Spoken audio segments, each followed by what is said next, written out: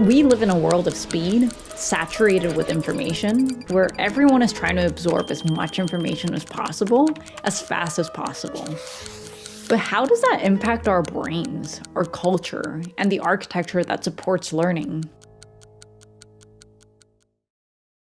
I explore this phenomenon during my architectural thesis, which I'm trying to turn into a video series. If you want the whole picture of the project, you can find the playlist right here.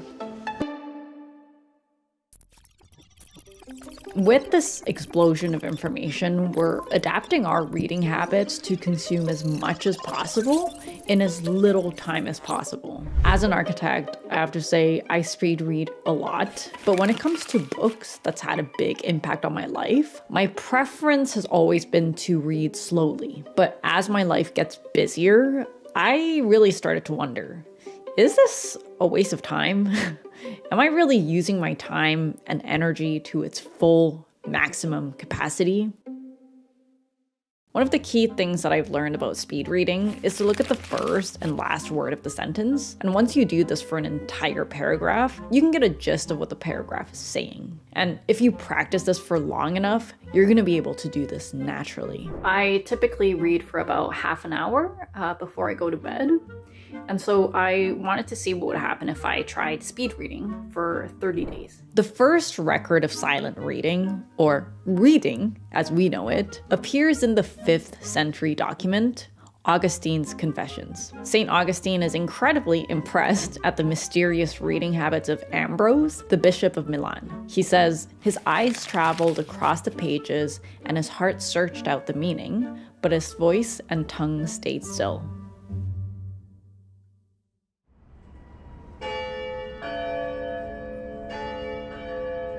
This is because the practice of silent reading was a totally foreign concept in the Dark Ages. According to Paul Sanger, texts were read aloud because they were written in scriptura continua, which made it almost impossible for people to read without sounding out the syllables.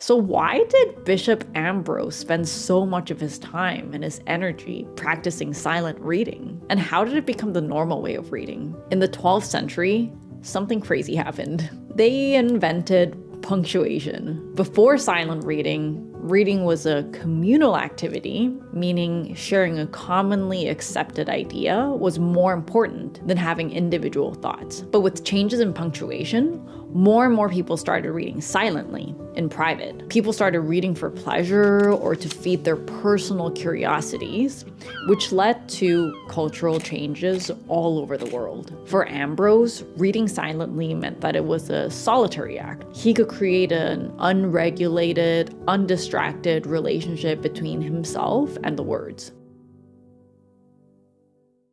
This is Alberto Mangual, the author, talking about the first time he's ever experienced reading.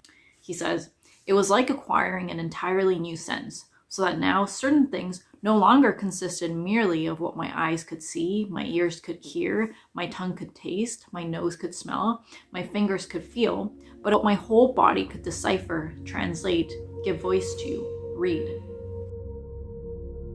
Reading is a complex activity, and our understanding of how it works is still pretty bleak. However, most studies seem to agree on the fact that reading entails at least 2 stages: seeing the word and considering it by reconstructing the code of signs through a chain of connections in the brain. And then, depending on who we are, we decipher the text with emotion, physical sentience, intuition, knowledge, or soul. In some ways, it's kind of like experiencing space. It's not just our visual senses, but it incorporates memory and the core of our being.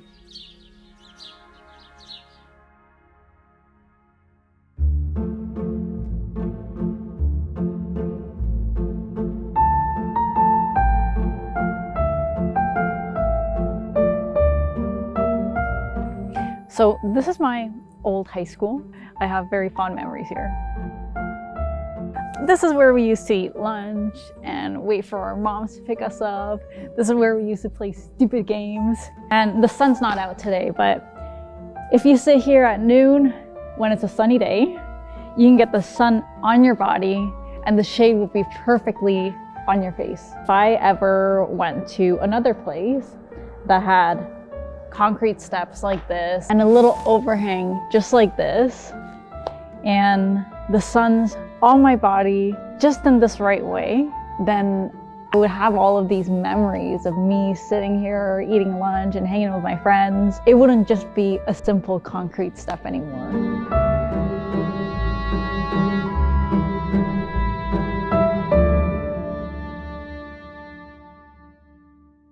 These personal experiences are a part of you, and anywhere you go, that experience of that place is unique to you and you only. And I don't know, I think that's just a really nice idea. Both reading and experiencing space are a very complex process of understanding the world. So when we experience things slowly, we're essentially giving our minds more time to create these connections, which increases pleasure and comprehension, and it increases the chances of you being transformed by the book or the experience. This is the core idea behind the slow movement, whether it's the slow food movement or the slow looking movement or the slow reading movement. You know, it's not really about doing things as slowly as possible, and it's not even really about speed. It's about regaining the quality of the experience that we lose in the process of speeding up. What's a little concerning is that this new culture of speed and this new method of reading is starting to be made permanent through our architecture. Throughout history, libraries have been reactive to new reading trends. Even today, lots of existing libraries are renovating their spaces to suit this new method of reading. The library project that I'm working on right now, which is actually going into construction next month, is getting rid of their book storage spaces to make room for an innovation lab and open reading spaces and other public services. OMA's Seattle Central Library is probably one of the finest examples of this new vision for the contemporary library. It's designed to be a community hub with different programs for the community and spaces for people to work on their laptops.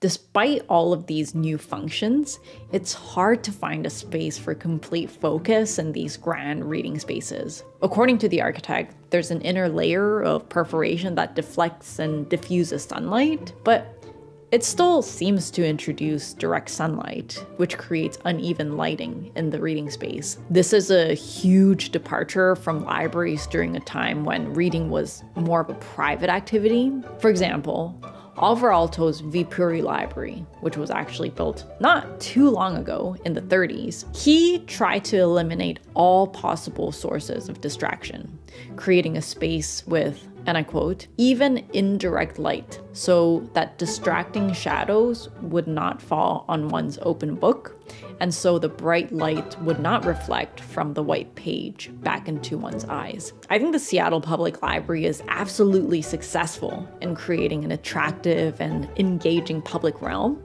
but it makes me wonder, does it provide the kind of space for getting lost in a book? And is this even a relevant idea now, or is this just a relic of the past? And what do these reading habits say about our relationship to information and to knowledge?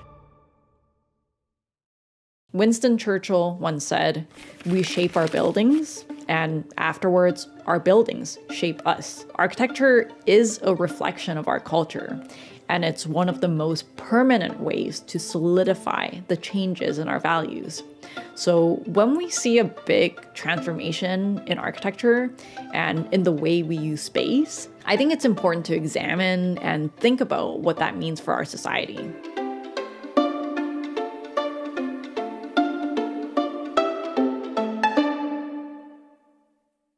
These are questions that I'm trying to answer in my video series where I break down some of the ideas that I was exploring in my thesis project. And I really, really want these videos to be high quality and interesting to watch, but it's not cheap and the production cost has been coming out of my own pocket. Please share this video and help me create some buzz around it.